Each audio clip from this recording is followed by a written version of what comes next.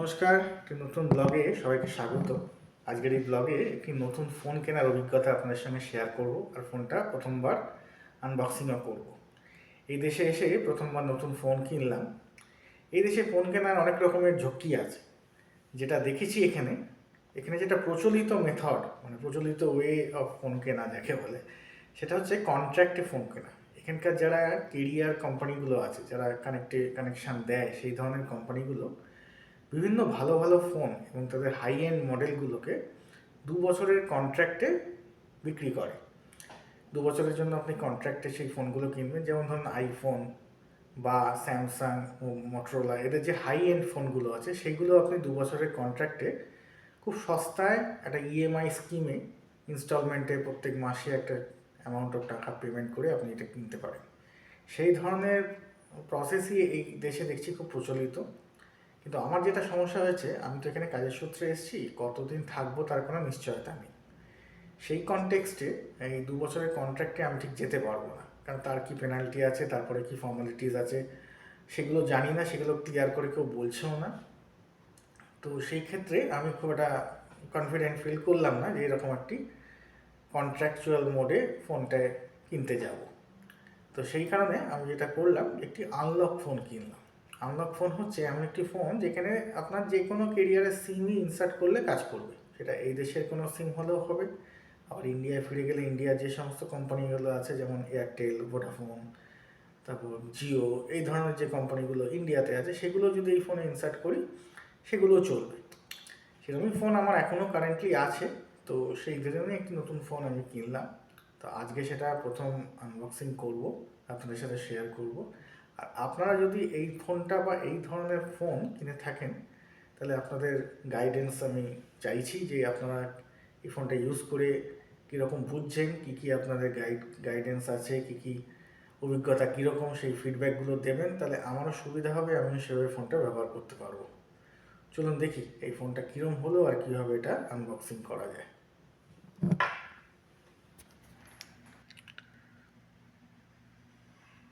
আমার নতুন phone Samsung Galaxy A36 5G। আজকে এটা কিনলাম ব্র্যান্ড নিউ। এবার এটাকে আনবক্সিং করার একটা প্ল্যান করছি। এদেশে আবার ফোন দোকানে খুলে দেখায় না। আমি বললাম, অনেকবার রিকোয়েস্ট করলাম যে ফোনটা একবার খুলে দেখান, কীরকম অবস্থা ভেতরে দেখি। বলছে এখানে সমস্ত কিছু সিল্ড প্যাক হয়ে থাকে, এখানে খুলে দেখাবার কোনো পারমিশন নেই। আপনি নিয়ে যান নিশ্চিন্তে, ব্র্যান্ড নিউ ফোন, বাড়িতে গিয়ে আপনি আনবক্সিং করবেন। অগত্যা বাড়িতে নিয়ে এসেছি, এখন আনবক্সিংয়ের চেষ্টা করি। এটা 5G ফোন। দেখি এর কীরকম ব্যাপার, ভেতরে কী কী আছে। মোটামুটি আগে দেখেই নিয়েছিলাম ইন্টারনেটে এই বক্সের মধ্যে কী কী ইনক্লুড থাকে। একটা ফোন থাকে, একটি ডেটা কেবিল থাকে, এখন তো আবার অ্যাডাপ্টারটা দেয় না আলাদা করে, আর একটা ইউজার ম্যানুয়াল আছে। তো সেটাই এক্সপেক্ট করছি, যে একটি ডেটা কেবিল আর ফোন। দেখি এটা খোলার ব্যবস্থা কি। বিদেশি জিনিস বিদেশি কায়দায় হয়তো সিল করা, তাকে আমরা দেশি কায়দায় খুলতে পারবো কি না, সেটাই প্রশ্নের। এরকম একটি কাগজের ম্যাটেরিয়ালই মনে হচ্ছে, সেই দিয়ে এই সিল করা নিচের দিকটা, আর এই দিকটাও তাই, পুরোটাই দেখছিলাম সিল করা। আশা করি এই জায়গাটা কর্নারটা কাটলেই খোলা যাবে। এরকম স্লিক প্যাক, ভেতরে কিছু তেমন নেই বলে প্যাকেটগুলো এখন খুব স্লিক হয়ে গেছে, আগের মতো সেই মোটা সোটা প্যাকেট নেই আর। তবে অ্যাডাপ্টারটা যে কেন দেয় না বুঝি না, এটা আলাদা করে কিনতে হয়। মার্কেটিং স্ট্র্যাটেজি, কাস্টমারের পয়সা খরচা করার একটা নতুন তরিকা। অ্যাডাপ্টারটা আগে যেমন দিয়ে দিতেই পারতো, আগে তো হেডফোনও দিত। স্যামসাং একটা সময় হেডফোনও ইনক্লুড করতো, আমরা ইন্ডিয়াতে যখন স্যামসাংয়ের ফোন কিনেছি। এখন সবই মায়া যাকে বলে।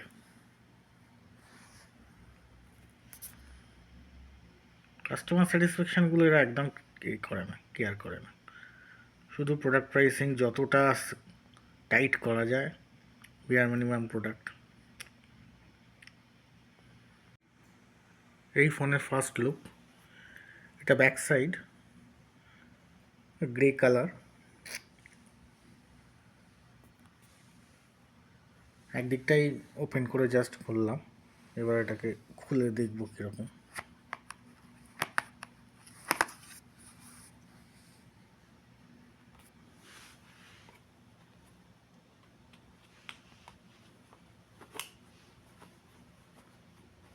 ফ্রন্ট সাইডে একটা কাগজের কভার দিয়ে রেখেছে, এটা হচ্ছে ফ্রন্ট সাইড, আর এই দিকটা ব্যাক সাইড। ক্যামেরা স্পেসিংটা এরকম, 3টে ক্যামেরা দেখতে পাচ্ছি ইন্টিগ্রেটেড ওয়েতে আছে, একটা ওয়াইড অ্যাঙ্গেল, একটা ব্যাক ক্যামেরা আর একটা ম্যাক্রো ক্যামেরা। একটা ফ্ল্যাশ এখানে আছে পাশের, যে এটা ফ্ল্যাশ হবে। এমনি স্লিক, খুব যে মোটা সোটা চেহারা তা নয়। এদিকে কিছু স্পিকার আছে, মাইক্রোফোনগুলো এই দিকটায়। আবার ব্যাক সাইডেও এইখানটা হচ্ছে এই সিমটা ঢোকাবার ব্যবস্থা এই লেফটে, আর এদিকেও মাইক্রোফোনগুলো আছে মনে হচ্ছে। এখানে চার্জিংয়ের ব্যবস্থা থাকবে। এটা আবার type C charging, type B এরকম নয়, টাইপ সি চার্জিং। এই চার্জিং পয়েন্টটা পেছন দিকে আছে, উপর দিকে কোনো পয়েন্ট নেই। এই সাইডটা প্লেন, এই সাইডটায় কোনো রকম বাটন বা কোনো পোর্ট কিছু নেই। ওভারঅল হালকাই, সেরকম ভারী নয়। পেছনটা একটু গ্লাস টাইপের দেখতে। তা সামনেটা খুলি, এটা আবার একটু আঠা দিয়ে আটকানো। একটা স্ক্রিন গার্ড পরে কিনতে হবে, আমাদের হাতে পড়বে তো স্ক্রিন গার্ড ছাড়া। যদিও এটা গরিলা গ্লাস ফাস আছে, কিন্তু তাতেও ভরসা নেই আমাদের। এই হচ্ছে সামনের স্ক্রিনটা, এটা 6.7 ইঞ্চিস, এই ডায়াগোনালের মাপ। স্ট্যান্ডার্ড সাইজ, যেমন ফোনগুলো আমাদের আছে অলরেডি, আমার যেমন বাকি ফোনগুলো সেরকমই স্ট্যান্ডার্ড সাইজ, খুব বড় নয় খুব ছোট নয়।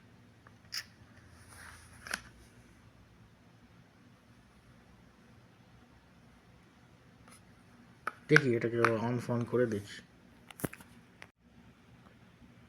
সুইচ অন করলাম,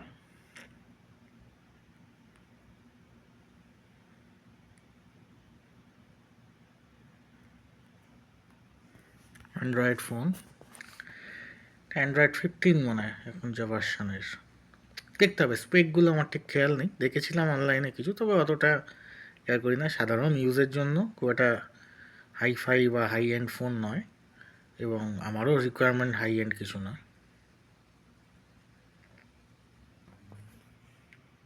অন হওয়ার পর এটা ফার্স্ট লুক, এবার মানে মিনিমাম কিছু সেটিং করতে হবে, দেখি কি ব্যবস্থা। এই সিমটাকে এইভাবে ইনসার্ট করছি। এটাকে বলেছে যখন সিমটাকে ইনসার্ট করবো, এই মেটাল পার্ট যেটা আর কি, এই চকচকে দিকটা গোল্ডেন প্লেট যেটা, সেটাকে উপর দিকে রাখতে, মানে যেদিকে আমার স্ক্রিন আছে, মানে এই মোবাইল হলে এইটা উপর দিকে থাকবে, করে ইনসার্ট করতে হবে। আর এই হচ্ছে ডেটা কেবল যেটা ভেতরে আছে, এটা টাইপ সি, দুদিকেই দুটো মুখই টাইপ সি। তাহলে এবার সিমটা ইনসার্ট করি। অনেকক্ষণ ধরে সেট আপ নিয়ে একটু নাড়াঘাটা করছিলাম, একটু ঝামেলার আছে। পরপর ইনস্ট্রাকশানগুলো পড়ে মোটামুটি ফাইনালি এই সেট আপটা হলো। এটা হচ্ছে ফার্স্ট লুক, হোম স্ক্রিনটা এরকম।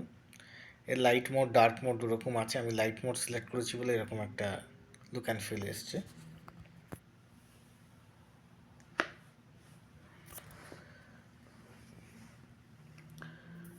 বেসিক যে অ্যাপগুলো দরকার সেগুলো মোটামুটি ইনস্টল করতে হবে। এখন একদম ইনিশিয়াল স্টেটে যেসব রেকমেন্ডেড অ্যাপগুলো দিল তার মধ্যে থেকে বাছাই করে কয়েকটা অ্যাপ ডাউনলোড করেছি, বাকিগুলো আস্তে আস্তে করতে হবে।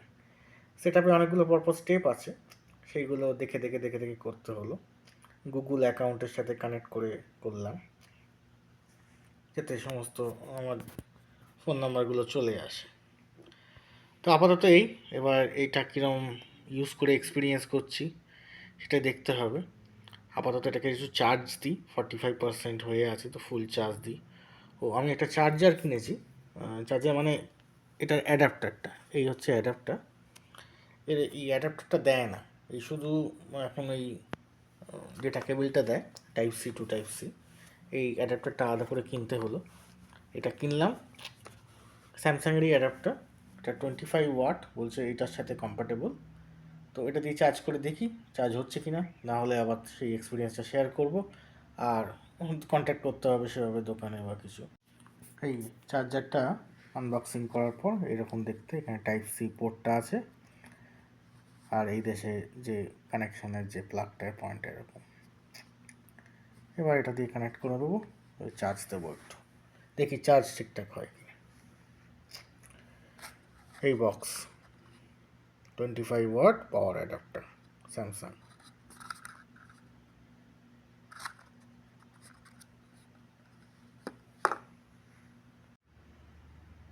এই চার্জিং হচ্ছে, কানেক্ট করে দিয়েছি প্লাগ পয়েন্টের সাথে,